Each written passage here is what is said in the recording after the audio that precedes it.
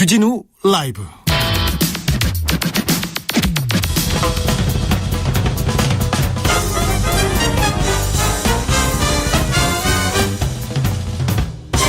훅 인터뷰. 모두를 위한, 모두를 향한 모두의 궁금증 훅 인터뷰. 초등학생이 교사를 폭행해서 전치 3주의 부상을 입혔다. 어제 저희가 가슴 아프게 전해드렸는데요. 새내기 초등교사가 극단적인 선택을 했다는 비보가 또 날아들었습니다. 왜 자꾸 이런 소식이 날아들까요? 어디부터 잘못된 걸까요? 학교는, 교단은 어떤 상태일까요? 좀 고민해 보겠습니다. 교사 출신 변호사 이미랑 변호사 연결돼 있습니다. 안녕하세요. 네, 안녕하세요. 네. 선생님이셨는데 변호사님이 되셨네요. 왜 이렇게 전직하셨어요?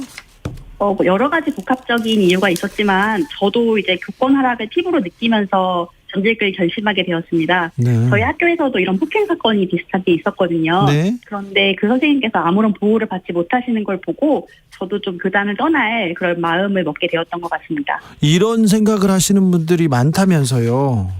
네, 요새 젊은 선생님들이 정말 많이 교직을 떠나고 싶어 하십니다. 그래요? 참. 사실 그런데 공교육이 무너졌다 말을 그런 얘기가 있지만 그래도 우리 학교 지키고 있는 선생님들의 뭐라고 해야 돼? 질이라고 하면 좀 그렇지만 역량이 세계 최고 수준이거든요. 그래서 우리가 인재들을 계속 이렇게 배출한다 이렇게 저는 보는데 교권 침해, 교단을 떠나고 싶다 이런 얘기가 계속됩니다. 서초구에서 한 초등교사가 2000년생인데요. 학교에서 극단적인 선택을 했다는 보도가 나왔습니다. 변호사님 어떻게 보셨어요? 사실 그 사건에 대해서 아직 진상조사가 제대로 이루어진 게 아니기 때문에 사실관계에 대한 말씀을 드리기는 좀 어렵지만 네. 그 선생님에 대한 민원이 있었던 건 맞는 것 같습니다. 예. 많은 선생님들께서 지금 교사 커뮤니티에서 이야기하시는 걸로는 네. 아무래도 담임 선생님에 대한 계속적인 민원으로 인해서 선생님이 고통을 받아서 예. 극단적인 선택을 할 수밖에 없었다고들 생각을 하시더라고요. 예. 그래서 지금 같이 공감하고 분노하는 선생님들이 상당히 많은 걸로 알고 있습니다. 새내기 교사잖아요. 이제 2년 차인데. 네. 그런데 이런 일이 있으면 뭐 매뉴얼이 있어야 될 거 아닙니까? 학교에서 어떻게 위원회를 꾸리거나 아니면 교육청에서 어떤 지원을 해줘야 될 거 아닙니까? 네, 맞습니다. 사실 다른 일반직 공무원들의 경우 이렇게 공무원 개인이 개인 전화로 민원을 응대해야 되는 경우가 거의 없잖아요. 그렇죠. 네, 그런데 교사들의 경우에는 반에 한 30명 가까이 되는 민원인들 다 직접 상대를 하다 보니까 이렇게 정신적 스트레스가 많을 수밖에 없을 것 같습니다. 네. 학부모가 항의하면 현장에서 어떤 말도 할 수 없다. 폭행을 당했는데 학부모에게 가할 수 있는 조치가 너무 하나도 없어서 너무 무기력했다. 이렇게 학폭 책임 부장님께서 오늘 말하던데 정말 이렇게 방법이 없는 겁니까? 사실 가해자가 학부모인 경우엔 정말 방법이 없긴 합니다. 학교장이 가해자인 학부모를 징계할 수도 없고 피해 교원에 대한 보호 조치는 가능하지만 그 가해자에 대한 어떤 조치는 불가능한 게 법적으로는 사실입니다. 오늘 그 서초구 선생님에 대해서 학교에서 입장문이 나왔어요. 그런데 교장 선생님 낸 입장문 보면 이 선생님에 대한 얘기는 하나도 없어요. 선생님이 개인이 잘못한 것으로 돼 있는 것처럼 보여서 조금 안타까웠어요.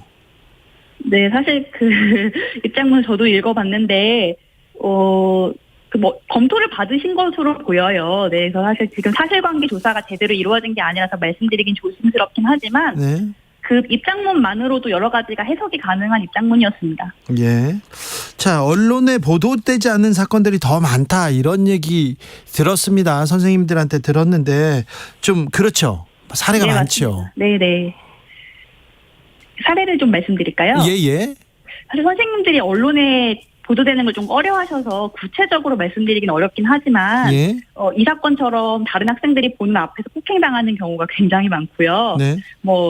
응대추행, 성추행을 당한다거나 스토킹을 당한다거나 이런 사례들도 상당히 많습니다. 네. 얼마 전에 남자 잘 꼬시냐 이런 문자를 보냈다는 그 뉴스도 봤어요. 네, 그런 성희롱 문제도 사실은 좀 심각한 게 꽤 됐습니다. 왜냐하면 그 교원 능력 평가가 익명으로 이루어지다 보니까 지금 그 말씀하신 사례는 문자 메시지로 성희롱을 한 것이긴 한데 교원 능력 평가처럼 익명을 빗대서 성희롱하는 경우는 옛날부터 굉장히 많았습니다. 그래요? 그런데 이런 사건이 발생하면 교사들의 의욕이 떨어집니다. 그러면요, 그 피해는 고스란히 다른 학생들한테 올 텐데 피해자가 학생들이 되는 건데 이 좀 구조적으로 좀 막아야 되는 거 아닙니까?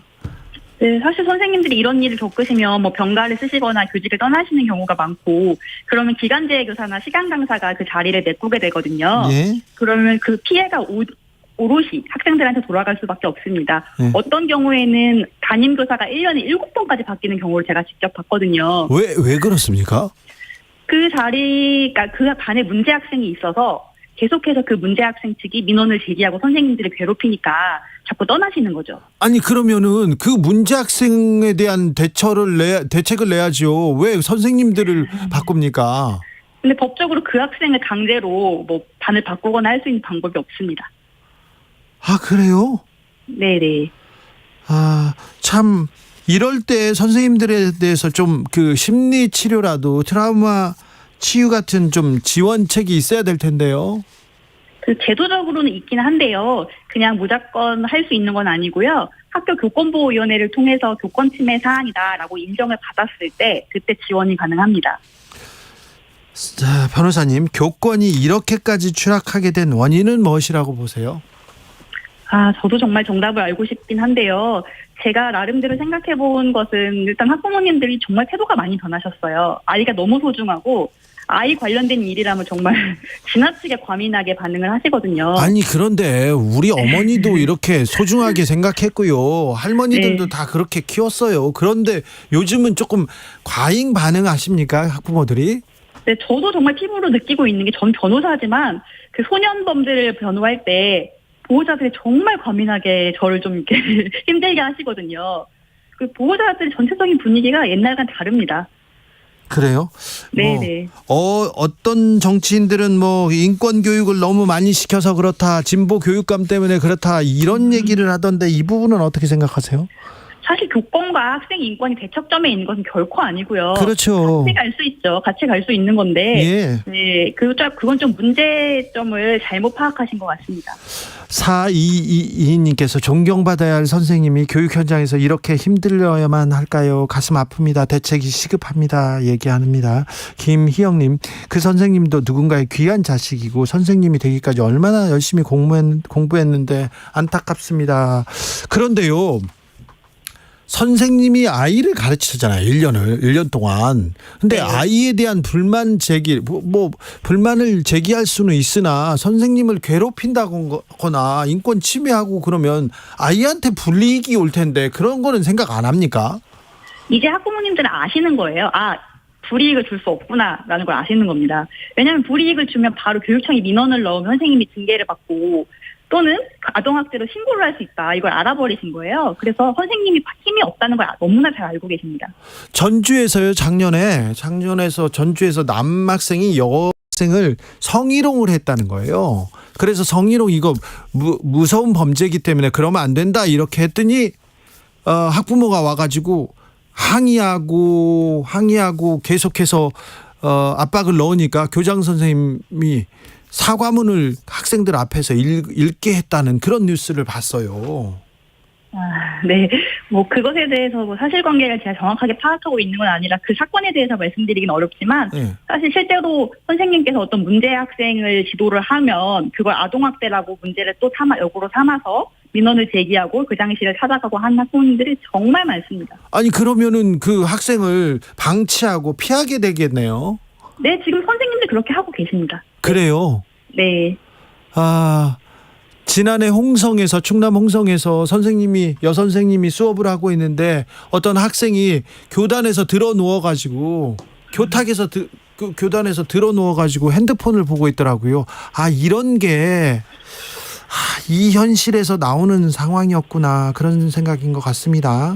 네. 자, 교권 회복해야 되는데 좀 이제라도 이 상황에서라도 조금 우리가 좀 더 나은 교육 환경 만들어 줘야 되는데, 그런데 왜 학교 그리고 교육청, 교육부에서는 좀 미온적인 것 같아요. 그것도 어떻게 보면 정치적인 이유가 아닐까 싶습니다. 사실 선생님들의 표보다는 학생, 학부모의 표가 더 중요하고 더 입김이 세다고 저는 느껴지거든요.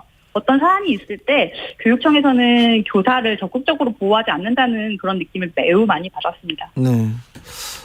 교권 회복을 위해서 정부가 좀 나설 때가 된 것 같아요. 어떤 노력이 필요할까요?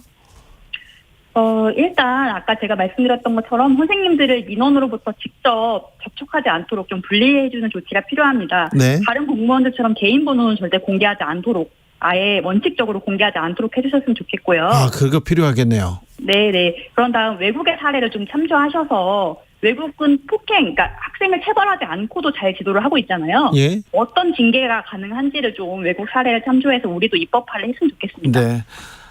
체벌이 필요해 이렇게 얘기하는 사람도 있는데 체벌은 안 됩니다. 이거는 저는 반대인데요.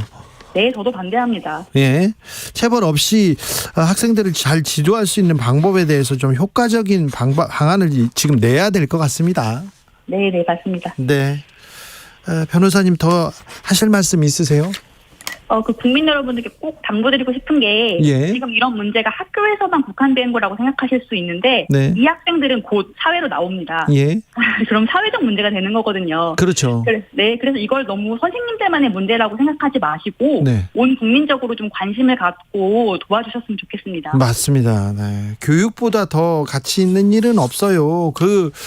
그래서 박봉의 그 어려운데 이런 어려운 환경 속에서 선생님들이 묵묵히 자기의 소임을 다해 주셔서 참 감사하다 이렇게 생각하는데, 자꾸 이런 뉴스가 나와서 미안함이 커집니다. 이미랑 변호사 말씀 잘 들었습니다. 감사합니다.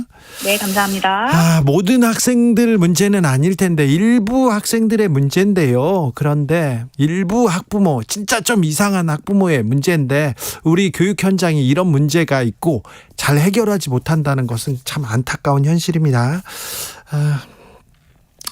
더 고민해 보겠습니다. 우리도.